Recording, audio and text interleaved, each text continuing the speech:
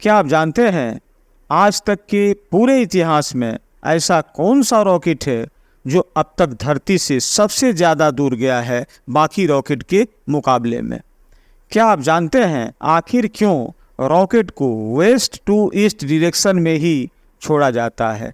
इन प्रश्नों का जवाब आप सभी को इस वीडियो के माध्यम से मालूम हो जाएगा जब आप इस वीडियो को शुरू से अंत तक देखेंगे। सबसे पहले हम बात करेंगे कि सबसे दूर कौन सा अंतरिक्ष यान गया है। रॉकेट का सफ़र पृथ्वी के वायुमंडल के बाद समाप्त हो जाता है। उसके बाद अंतरिक्ष यान आगे की यात्रा शुरू कर देता है। वाइजर 1, जिसे 5 सितंबर 1977 को नासा ने लॉन्च किया था, और यह वाइजर 1 जनवरी 2022 तक 23 खरब किलोमीटर की दूरी यात्रा कर चुका है। सबसे दूर पहुंचने वाला मानव निर्मित वस्तु वाइजर 1 ही है। इस यान को टाइटन 3E लॉन्च सिस्टम द्वारा अंतरिक्ष में भेजा गया था। 14 फरवरी 1990 को वाइजर 1 ने सौरमंडल का ऐतिहासिक पारिवारिक चित्र लिया था, जिसमें पृथ्वी एक नीले बिंदु की तरह दिख रही है, जैसा कि इस फिगर में दिखाया गया है।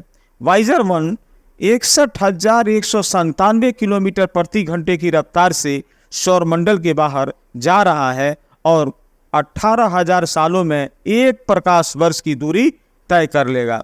अब हम बात करेंगे वाइजर 1 का भविष्य क्या है। 300 साल बाद यानी 2322 या 23 ईस्वी में यह यान ऊर्ट क्लाउड तक पहुंच जाएगा और अगले 30,000 सालों में यह ऊर्ट क्लाउड को पार कर लेगा। अगले 40,000 सालों बाद यह ग्लिच 445 नामक सितारे के पास से गुजरेगा। ग्लिच 445 पृथ्वी से 17.1 प्रकाश वर्ष दूर स्थित है।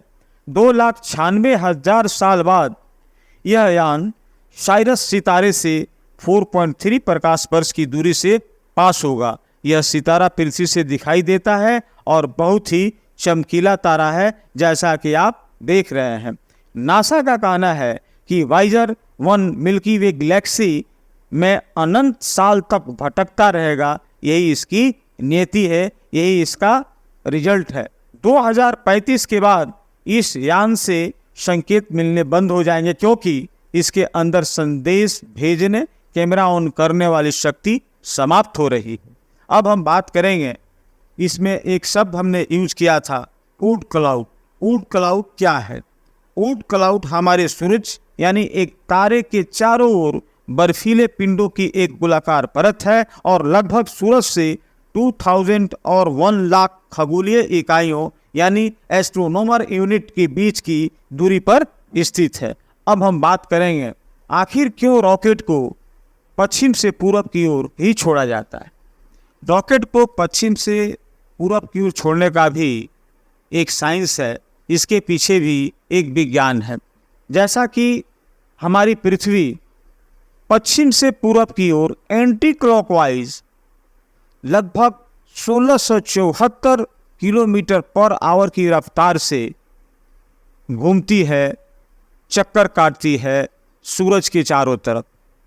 क्या आपने कभी ऐसा सोचा है कि जब पृथ्वी इतने रफ्तार से, इतनी गति से सूरज की परिक्रमा करती है, तो जब हम पृथ्वी पर हैं, जब इतनी सारी चीज़ें पृथ्वी पर हैं, उनको महसूस नहीं होता है? ऐसा कभी आपने सोचा है? ऐसा क्यों होता है? इसके पीछे भी साइंस है, इसके पीछे भी विज्ञान है।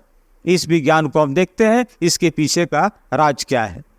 पृथ्वी जो सूरज की परिक्रमा anti clockwise 1674 kilometre per hour की रफ्तार से करती है, उसकी गति बिल्कुल कांस्टेंट है, स्थिर है, कांस्टेंट स्पीड से पश्चिम से पूरब की ओर घूमती है, जिसका पता हमें नहीं चलता है। और पृथ्वी पर रहने वाली जितनी भी चीज़ें हैं, उन चीज़ों को पता नहीं चलता है, महसूस नहीं होता है, हमें भी महसूस नहीं होता है, क्योंकि हम भी पृथ्वी पर रहने वाले ही एक प्राणी हैं।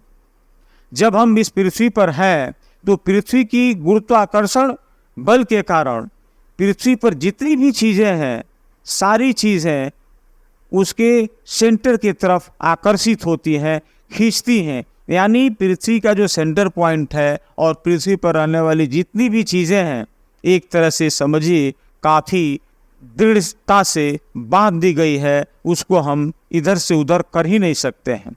इसलिए जब पृथ्वी एक कांस्टेंट वेलोसिटी से, कांस्टेंट स्पीड से चलती है, तो उस पर रहने वाली जितने भी चीज़ें हैं, सारी चीज़ें उसके साथ चलती हैं, क्योंकि वे सारी चीज़ें उसके साथ चिपकी हुई हैं, बंधी हुई हैं।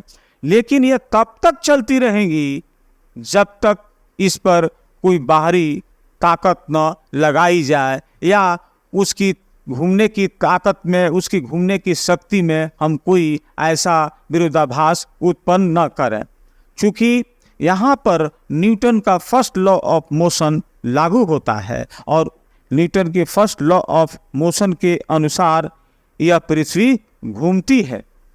इसलिए पृथ्वी पर जो भी चीज़ें हैं, उन चीज़ों को यह पता नहीं चलता है, एहसास नहीं होता है। जब पृथ्वी इतनी तेज़ी से घूमती है, तो भी हम लोग भी उसी स्पीड से घूम रहे हैं, लेकिन हम लोगों को एहसास नहीं होता है। अब हम बात करेंगे कि क्यों रॉकेट को पश्चिम से पूरब की ओर छोड़ा जाता है। रॉकेट को पश्चिम से पूरब की ओर इसलिए छोड़ा जाता है, अभी अभी हमने आप सबको बताया कि पृथ्वी या अर्थ पश्चिम से पूरब की ओर एक कांस्टेंट स्पीड से चलती है। तो जब रॉकेट को पश्चिम से पूरब की ओर छोड़ा जाता है, तो रॉकेट की स्पीड पृथ्वी की स्पीड से मिल जाती है, और इस तरह से जब पश्चिम से पूरब की ओर छोड़ा जाता है, तो उसकी स्पीड में भी इंक्रीमेंट हो जाता है, उसकी स्पीड इंक्रीज हो जाती है। और सबसे एक मेन प्रॉफिट है कि ऊर्जा की खपत कम होती है, और इसलिए पश्चिम से पूरब की ओर छोड़ा जाता है। आज बस इतना ही। अगर हमारा वीडियो आप सबको अच्छा लगे तो इसे लाइक करने के साथ साथ शेयर करें तथा इस चैनल को सब्सक्राइब भी करें। थैंक यू, धन्यवाद।